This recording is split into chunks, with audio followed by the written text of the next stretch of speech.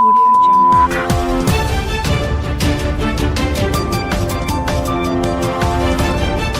नमस्कार, ये रेडियो वर्षा है। अब आप पल्लव से वर्षा टाइम्स सुनिए।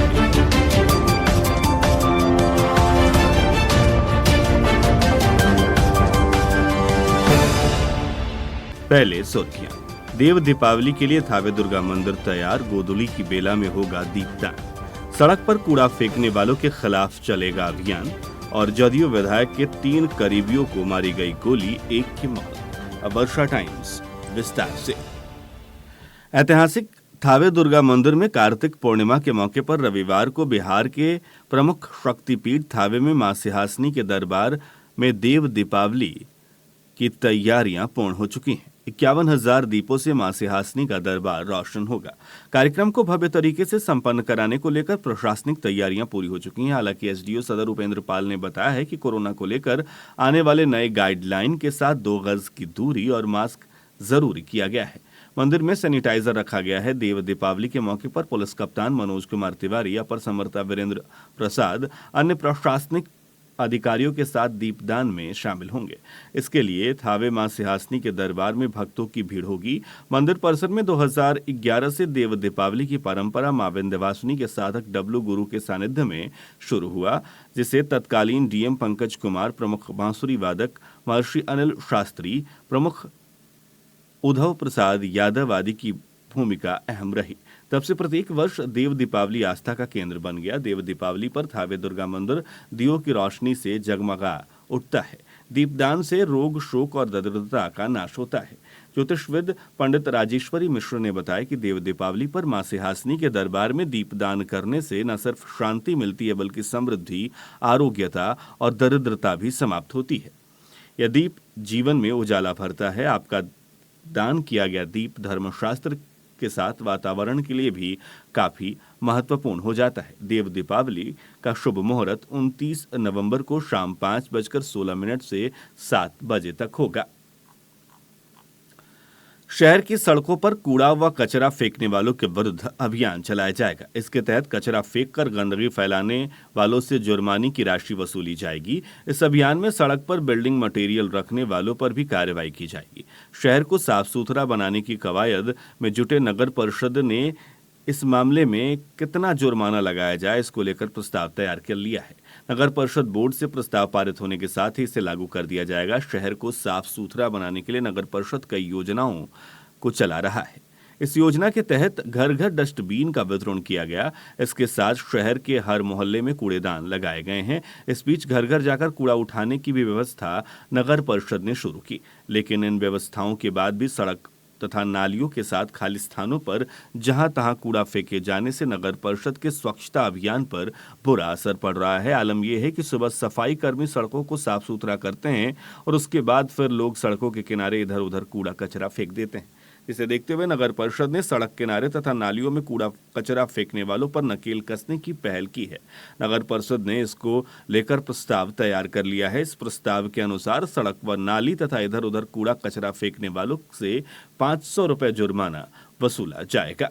साथ ही सड़क पर बिल्डिंग मटेरियल रखने वालों से 1,000 रुपए जुर्माने के रूप में वसूला जाएगा। सड़क के किनारे लघु शंका करने वालों से भी जुर्माना वसूलने का प्रस्ताव प्रावधान में है। प्रस्ताव तैयार होने के बाद नगर परिषद बोर्ड में इस प्रस्ताव को रखा जाएगा। बोर्ड में प्रस्ताव पारित होने के साथ ही इसे नगर परिषद लागू कर देगा।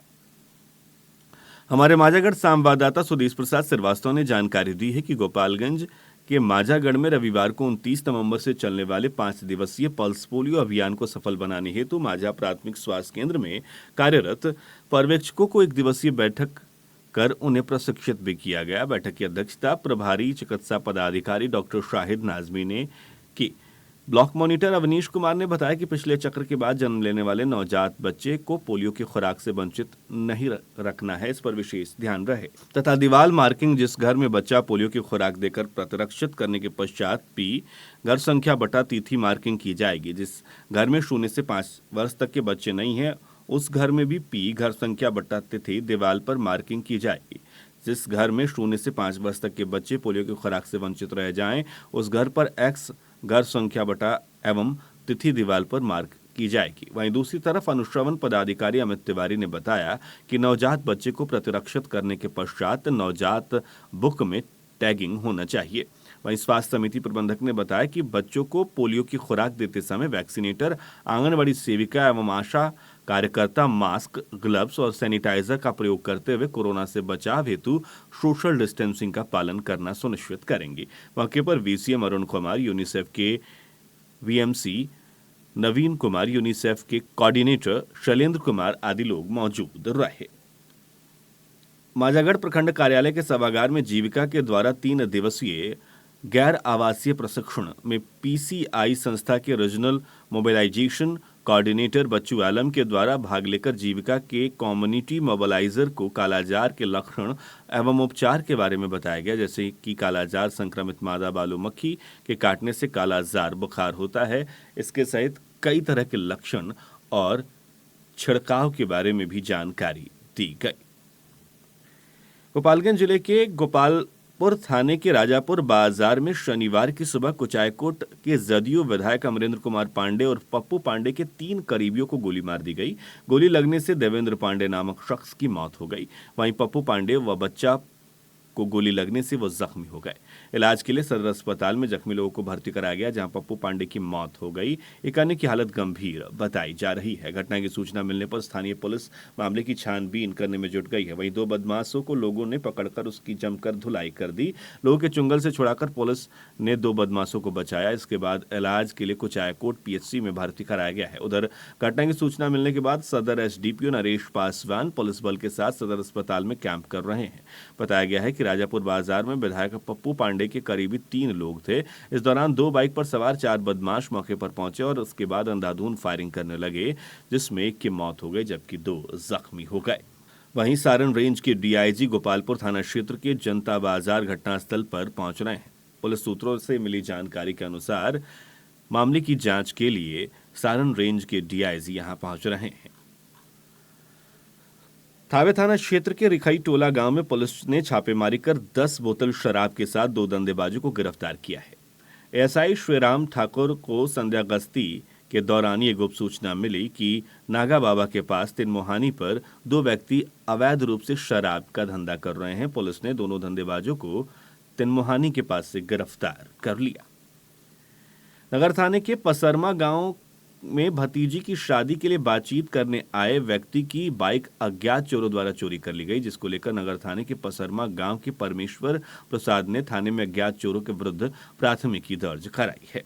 प्राथमिकी में उन्होंने कहा है कि भतीजी की शादी के संबंध में बातचीत करने के लिए वो थावे दुर्गा मंदिर आए थे, जहां पल्लवी इंटरनेशनल गेस्ट हाउस परिसर में बाइक लगा दी। जब बातचीत करने के बाद वापस लौटे तो बाइक गायब थी।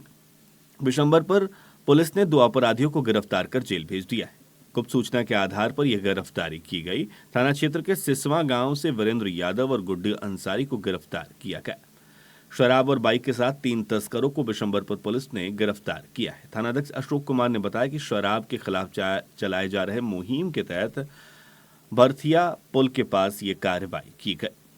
एनएच 28 पर बजडीला गांव के पास तेज रफ्तार से बाइक ने बच्ची को ठोकर मारकर घायल कर दिया। घायल बच्ची को परिजन और राहगीरों की मदद से सदर अस्पताल के इमरजेंसी वार्ड में भर्ती कराया गया, जहां उसकी स्थिति गंभीर बनी हुई है। घायल बच्ची के पिता लाल किशोर प्रसाद ने बताया कि वे अपने बच्ची के साथ भेड़िया गांव से आकर एनएच 28 पर बजडीला के पास गोपालगंज जाने के लिए सवारी का इंतजार कर रहे थे। तभी तेज गति से आती हुई अनियंत्रित बाइक सवार ने बच्ची को ठोकर मार दी और फरार हो गया।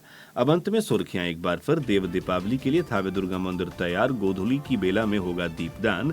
सड़क पर कूड़ा फेंकने वालों के खिलाफ चलेगा अभियान। और जदयू विधायक के 3 करीबियों को मारी गई गोली, 2 की मौत। इसके साथ ही वर्षा टाइम्स का ये अंक समाप्त हुआ। नमस्कार।